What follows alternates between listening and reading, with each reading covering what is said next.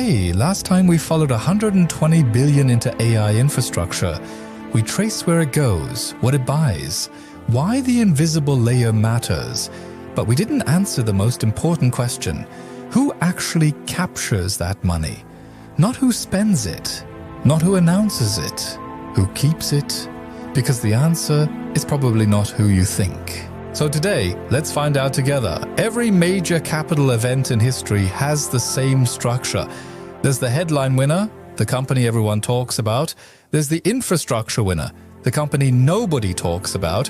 And there's the participant, the person who figured out early which layer to own.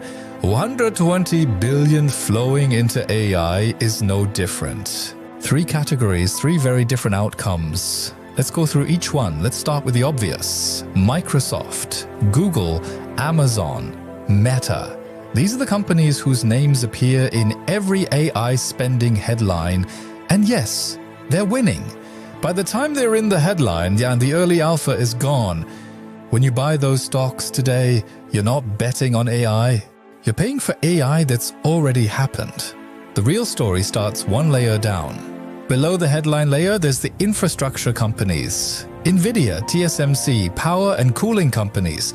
They get paid regardless of which AI model wins. But even this layer has a problem. It's no longer early. The picks and shovels play is now a crowded trade. So where does that leave the investor? There's a third category, and almost nobody is talking about it.